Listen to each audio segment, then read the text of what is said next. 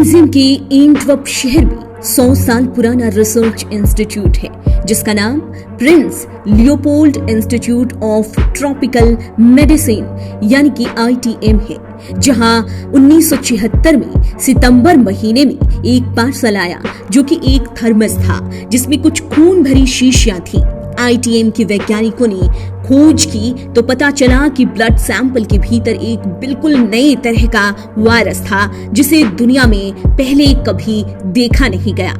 ये कौन सा वायरस था और इस खून भरी शीशियों का क्या राज था, इस बारे में जानेंगे।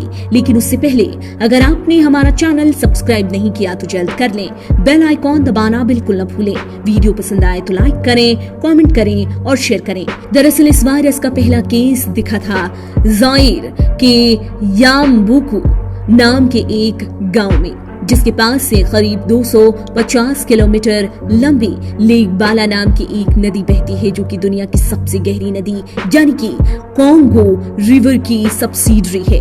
सब्सिडरी रिवर यानी कि लेक बाला को इबोला भी कहते हैं और इसी के नाम पर वैज्ञानिकों ने ब्लड सैंपल में दिखे वायरस को इबोला वायरस कहा।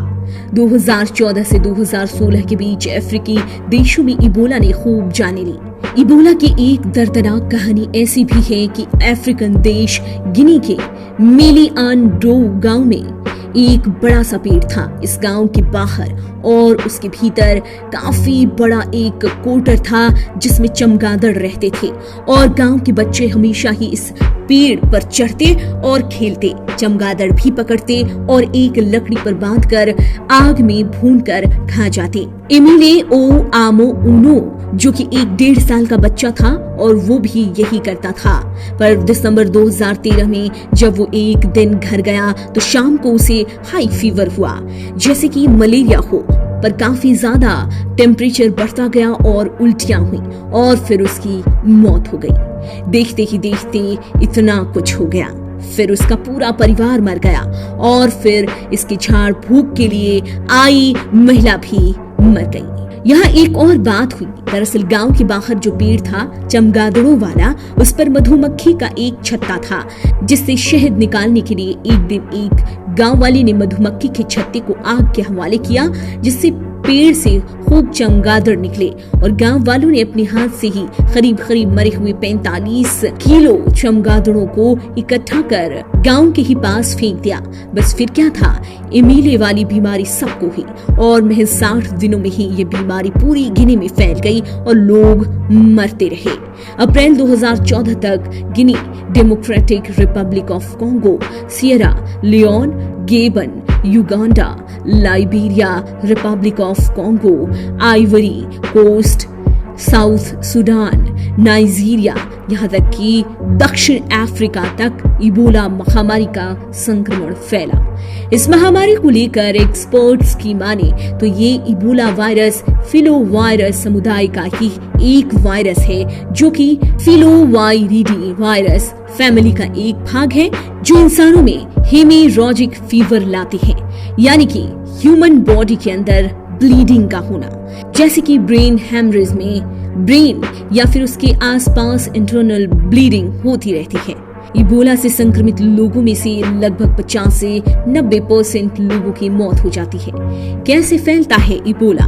कोरोना के जैसे ही ये वायरस किसी शख्स के संपर्क में आने से ही नहीं फैलता बल्कि लार, मल, रक्त से भी फैल सकता है। ये किसी इन्फेक्टेड ह्यूमन के बॉडी फ्लूइड मतलब कि पसीना, उल्टी, पेशाब, थूक, मां का दूध और तो और वीर्य के सीधे संपर्क में आते ही फैलता है। सुई या किसी मेडिकल उपकरण, चादर, बैंडेज, कपड़ा से भी इसका इन्फेक्शन फैल जाता है। आंख, पलक, नाक, साथ ही मुंह के रास्ते से ये वायरस बॉडी में एंट्री ले सकता है और इन जरियों से इबोला वायरस किसी को भी संक्रमित कर सकता है। इबोला वायरस के लक्षण क्या हैं? इस वायरस के लक्षण कई वायरस से मिलते हैं। कोई इंसान इसकी चपेट में आए तो उसे सिर दर्द, गले में खराश होगी, मांसपेशियों में दर्द और दस्त की शिकायत होगी जो कि पहले वीक में ऐसा होता है। पहली बार इबोला को 1976 में खोजे जाने के बाद ये आता जाता रहा।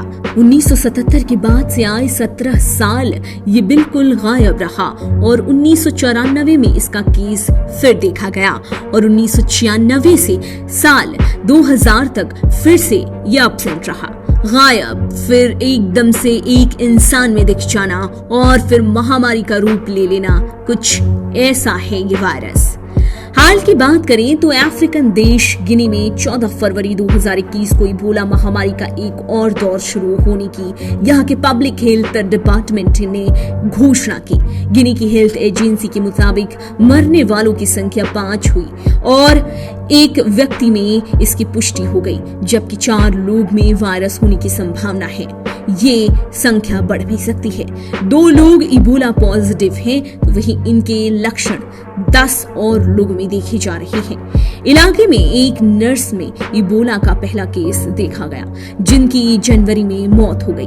गिनी में संक्रमितों की पहचान की जा रही है और कॉन्ट्रैक्ट ट्रेसिंग भी की जा रही है। एक नया इबोला ट्रीटमेंट सेंटर को भी तैयार कर लिया गया है।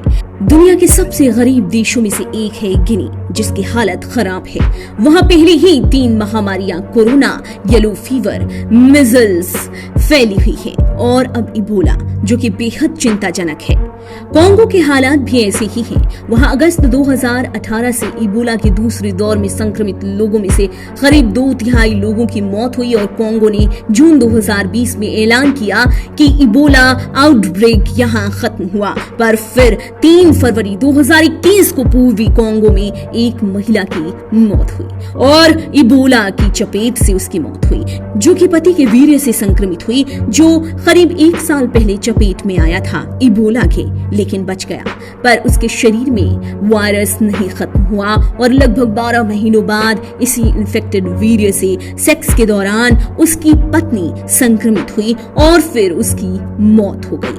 WHO की माने तो वीर्य के भीतर इबोला वायरस 2 साल तक खुद को बचा सकता है।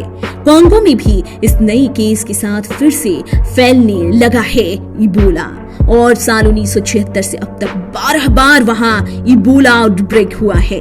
कोविड-19 इबोला से नया है, पर इसका फैलाव ज्यादा है। करीब पूरी दुनिया इसकी चपेट में है और ऐसे में इसके तेजी से रिकॉर्ड बन रहे हैं, पर ज्यादातर अफ्रीकी देशों को इबोला शिकार बनाता है। इसकी एक वजह अब तक इबोला की वैक्सीन नहीं बनाई जा सकी, ये भी हो सकती है। आप देख रहे हैं नेट्रिक न्यूज, साहस सच कहने का।